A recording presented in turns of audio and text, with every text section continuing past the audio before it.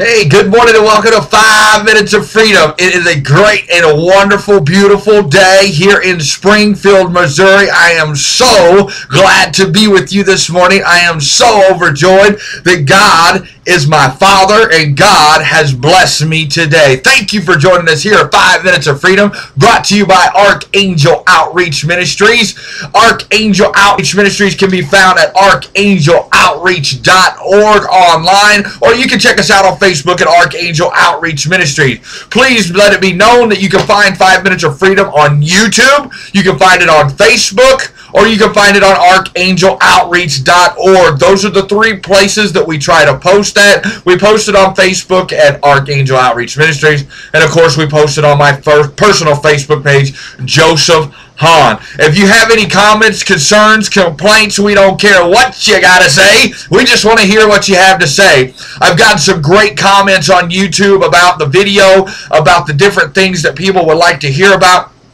And one of the things that was told me, some people were talking about faith the other day, and I was actually talking to my ministry partner about this, and she was talking about how God gives us a measure of faith. And I hadn't remembered that in the Bible, and we sit there and we talked about it, and there's this thing that people have a hard time, or that they struggle with, that the fact that God hasn't given them anything, or God hasn't given them anything good. God is just God, and He's sitting there hoping that there's all these different notions, all these different ideas that people have about God. But the thing that I want to talk to you about this morning, we've talked about in Philippians that God and Paul were very confident that He has begun a good work in you. I believe that, and if you can't believe it, I believe it until you can believe it.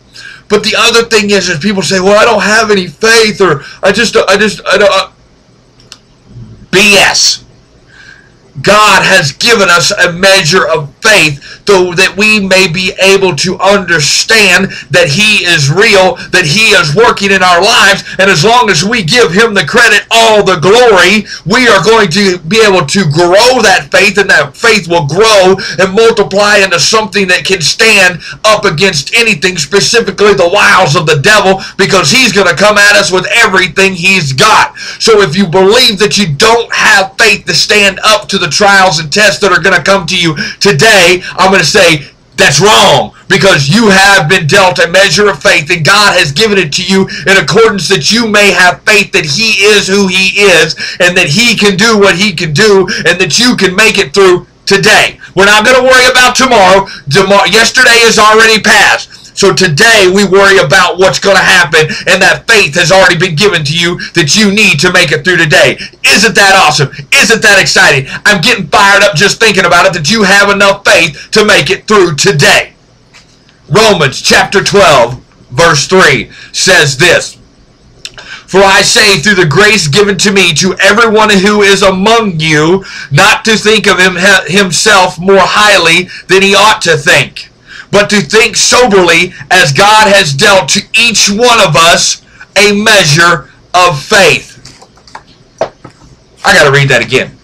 For I say, through the grace given to me, to everyone who is among you, not to think of himself more highly than he ought to think, but to think soberly, as God has dealt with each one of us a measure of faith.